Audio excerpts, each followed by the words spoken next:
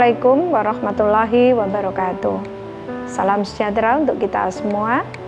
Saya Ika Puspitasari, Wali Kota Mojokerto, akan menyampaikan informasi kinerja pengelolaan lingkungan hidup daerah Kota Mojokerto dalam rangka Nirwasita Tantra tahun 2021. Sesuai dengan visi Kota Mojokerto, yaitu terwujudnya Kota Mojokerto yang berdaya saing, mandiri, demokratis, adil, makmur, sejahtera, dan bermartabat, serta misi yang kelima di dalam RPJMD tahun 2018-2023, yaitu mewujudkan ketahanan sosial budaya dalam kerangka integrasi nasional pada tatanan masyarakat yang bermartabat, berakhlak mulia, beretika, dan berbudaya luhur berlandaskan Pancasila. Kota Mojokerto termasuk daerah kawasan Bumi Mojopahit, di mana tanaman khasnya berupa buah mojo. Kota Mojokerto memiliki banyak cagar budaya, di antaranya terletak di SMP Negeri 1, SMP Negeri 2, dan SDN Purwotengah, yang merupakan sekolah Bapak Proklamator sekaligus Presiden Republik Indonesia pertama, yaitu Insinyur Soekarno. Kondisi ekologi Kota Mojokerto dengan luas wilayah sebesar 20,21 km persegi yang terdiri dari 3 kecamatan dengan 18 kelurahan, di mana jumlah penduduk Kota Mojokerto sebanyak 140.407 jiwa. Dengan jumlah penduduk sebesar itu mengakibatkan timbulan sampah dan air limbah domestik yang cukup besar. Adanya keterbatasan lahan di wilayah Kota Mojokerto, maka kami selaku pemerintah Kota Mojokerto harus membuat suatu program pembangunan yang berkelanjutan dengan berwawasan lingkungan. Berdasarkan dokumen IKPLHD Kota Mojokerto tahun 2020, dirumuskan 3 isu prioritas. Pertama, pengelolaan sampah dan limbah B3 medis COVID-19. Kedua, berkurangnya lahan terbuka akibat beralihnya fungsi penggunaan ruang dan lahan. Dan ketiga, penurunan kualitas air. Untuk menindaklanjuti ketiga isu prioritas tersebut, pemerintah Kota Mojokerto telah melakukan berbagai strategi. Untuk strategi penanganan isu pertama tentang pengelolaan sampah dan limbah B3 medis COVID-19, yaitu luas lahan TPA yang ada di Kota Mojokerto sebesar 2,6 hektar. Dengan timbunan sampah yang mencapai 62 meter kubik per hari. Strategi penanganan yang dilakukan adalah sebagai berikut. Pertama, membentuk kader lingkungan yang berjumlah 180 orang se-Kota Mojokerto. Kedua, membentuk bank sampah yang mana telah terbentuk 160 bank sampah di seluruh Kota Mojokerto. Ketiga, membuat regulasi tentang pemberantasan sampah plastik.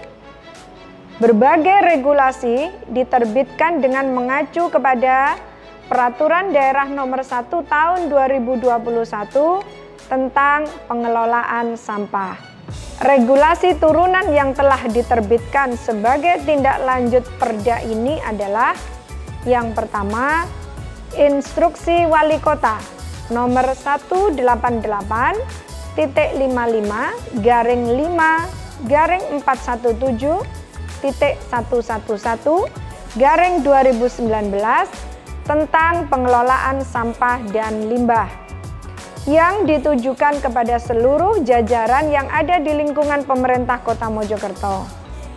Dan terdapat surat edaran Wali Kota Mojokerto nomor 660-361.111/2019 ditujukan kepada pemilik retail, rumah makan, dan sejenisnya, juga mengenai pengelolaan sampah dan limbah.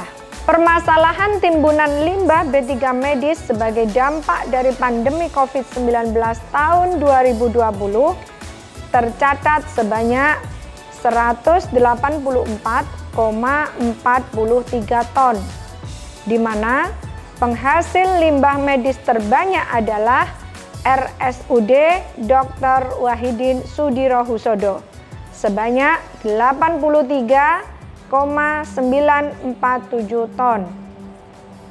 Untuk mengatasi hal tersebut, pemerintah Kota Mojokerto telah melakukan berbagai upaya dan strategi penanganan limbah medis COVID-19. Di antaranya, melakukan pembakaran limbah B3 medis dengan menggunakan insenerator yang dapat mereduksi hingga 85% limbah. Kemudian, melakukan pembakaran limbah B3 medis dengan menggunakan autoclave yang berhasil menyisakan 17.318,53 kg limbah, serta bekerja sama dengan pihak ketiga dalam pengelolaan limbah B3 medis. Untuk isu strategis kedua, yakni berkurangnya lahan terbuka akibat beralihnya fungsi penggunaan ruang dan lahan, di mana lahan pertanian telah berubah menjadi perumahan, tempat usaha atau perdagangan. Strategi penanganan yang dilakukan adalah sebagai berikut.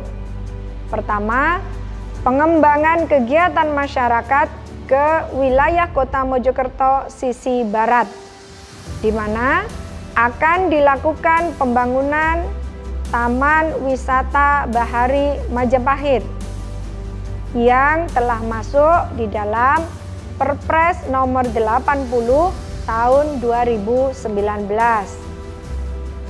Kedua, menciptakan taman-taman kota yang ramah lingkungan dengan jumlah sebanyak 62 taman. Dan yang ketiga, membuat regulasi berupa Perda nomor 2 tahun 2019 tentang rencana detail dan tata ruang serta peraturan zonasi Kota Mojokerto tahun 2019 hingga 2039. Selanjutnya, untuk isu ketiga, yakni penurunan kualitas air, di mana indeks kualitas air di Kota Mojokerto mencapai 50 pada tahun 2020, yang mengalami penurunan dibandingkan dengan tahun 2019, yakni sebesar 50,95. Strategi penanganan yang telah dilakukan diantaranya, pertama, pencapaian wilayah ODF atau Open Defecation Free atau bebas buang air sembarangan. Kedua, pembangunan IPAL komunal. Di tahun 2020 telah terbangun sebanyak 40 unit IPAL komunal yang tersebar di seluruh wilayah Kota Mojokerto. Ketiga, melakukan uji kualitas air secara periodik. Kota Mojokerto juga secara konsisten melakukan pengujian kualitas air sebanyak 2 kali dalam 1 tahun. Dengan masing-masing periode dilakukan pengujian pada 10 titik sasaran. Kota Mojokerto telah melakukan berbagai inovasi dalam rangka pengelolaan lingkungan hidup. Yang pertama, inovasi Bapak Samerto merupakan akronim dari bayar pajak pakai sampah di Kota Mojokerto, di mana program ini ditujukan untuk memberikan motivasi dan reward kepada masyarakat atas kepeduliannya terhadap penanganan sampah yang melibatkan berbagai organisasi perangkat daerah terkait seperti Dinas Lingkungan Hidup, Badan Pengelolaan Keuangan dan Pajak Daerah, seluruh kecamatan, seluruh kelurahan yang ada di wilayah Kota Mojokerto.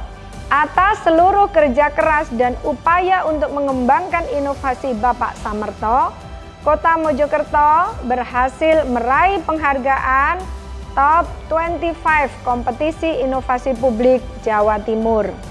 Kedua, inovasi Kelurahan Berseri, akronim dari Bersih, Sehat, Asri, untuk mendukung program nasional Adipura dan program Provinsi Jawa Timur yaitu Desa atau Kelurahan Berseri. Penghargaan ini diberikan kepada seluruh kelurahan yang mempunyai program pembangunan berkelanjutan, berwawasan lingkungan, dan memenuhi kriteria bersih, sehat, teduh, indah, dan aman secara berkelanjutan. Yang ketiga, program Kali Bersih atau Prokasih yang dilakukan untuk meningkatkan kesadaran masyarakat agar tidak membuang sampah di sungai dan menjaga kualitas air sungai agar tetap berfungsi sesuai dengan peruntukannya. Program ini dilakukan dengan melibatkan stakeholder yakni TNI dan Polri, juga unsur relawan. Keempat, gas metan, yakni inovasi yang dilakukan untuk menangkap gas metan yang ditimbulkan dari sel sampah di TPA Randegan dan TPST di seluruh Kota Mojokerto. Gas metan yang tertangkap kemudian dimanfaatkan menjadi bahan bakar alternatif pengganti LPG. Kelima, menciptakan tempat pembuangan akhir atau TPA menjadi sarana yang edukatif dan rekreatif di TPA Randegan. Inovasi ini termasuk sebuah pencapaian yang telah dimiliki oleh pemerintah Kota Mojokerto, di mana telah berhasil menyulap TPA yang biasanya cenderung kumuh dan bau menjadi sarana edukasi dan tempat rekreasi gratis bagi keluarga dan masyarakat. Keenam, inovasi IPAL komunal yang dilakukan untuk mendukung program Open Defecation Free atau ODF atau Stop Buang Air Sembarangan, dengan mengolah air limbah domestik masyarakat yang ada di pemukiman padat penduduk.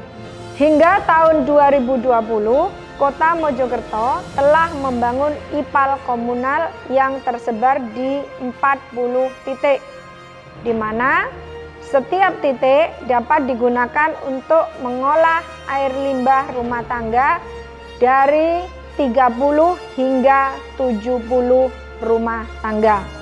Ketujuh, perpustakaan ruang terbuka hijau yang dibuat oleh pemerintah Kota Mojokerto untuk meningkatkan minat baca masyarakat.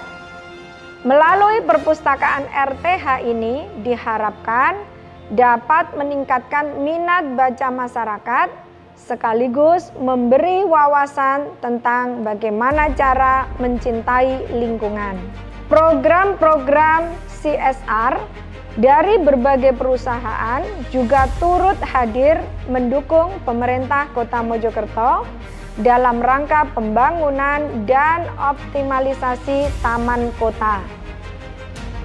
Selama tahun 2020 telah dilaksanakan revitalisasi yang merupakan hasil kerjasama melalui program CSR antara lain Taman Kehati, Taman Benteng Pancasila, juga ikon yang kini menjadi magnet masyarakat Kota Mojokerto yakni Menara Tribuana Tunggal Dewi.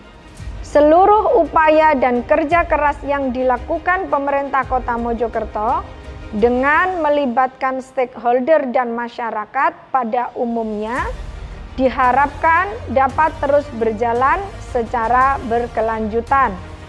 Pembangunan berkelanjutan yang berwawasan lingkungan juga diharapkan dapat membawa manfaat bagi pelaksanaan, perlindungan, dan pengelolaan lingkungan hidup. Seluruh upaya ini dilakukan sebagai wujud kecintaan saya kepada seluruh masyarakat Kota Mojokerto, karena di lingkungan yang sehat akan tumbuh generasi yang hebat. Demikian yang dapat kami sampaikan. Terima kasih. Wassalamualaikum warahmatullahi wabarakatuh. Salam sehat untuk kita semua. Assalamualaikum warahmatullahi wabarakatuh. Saya Sunarto, Ketua DPRD Kota Mojokerto, dalam rangka mendukung upaya pengelolaan lingkungan hidup di wilayah Kota Mojokerto. DPRD Kota Mojokerto telah memberikan persetujuan atas pelaksanaan kegiatan dan anggaran pada tahun 2020 kurang lebih sekitar 13 miliar untuk program-program yang ada di bidang lingkungan hidup. Antara lain, 1 program pengembangan kinerja pengelolaan sampah, 2 program penataan lingkungan hidup, 3 program pemulihan dan peningkatan kualitas lingkungan hidup, 4 program pembinaan lingkungan sosial. Sebagaimana yang telah disampaikan dalam dokumen informasi kinerja pengelolaan lingkungan hidup daerah tahun 2020, terdapat 3 isu prioritas, yaitu 1. Pengelolaan sampah dan limbah B3 medis COVID-19, 2. Berkurangnya lahan terbuka akibat beralihnya fungsi penggunaan ruang dan lahan, 3. Penurunan kualitas air. Peran serta DPRD Kota Mojokerto tidak hanya sebatas pada persetujuan anggaran saja, namun DPRD Kota Mojokerto secara langsung turut andil dalam memberikan strategi penanganan terhadap isu prioritas sampah domestik. Pada tahun 2020, DPRD Kota Mojokerto telah melakukan pembahasan Raperda Inisiatif tentang pengelolaan sampah. Seluruh jajaran yang ada di wilayah Kota Mojokerto, baik eksekutif dan legislatif, tetap bersinergi untuk melaksanakan pembangunan yang memiliki nilai berkelanjutan dan wawasan lingkungan untuk masa kini hingga generasi mendatang. Demikian yang dapat saya sampaikan. Sekian dan terima kasih. Wassalamualaikum warahmatullahi wabarakatuh.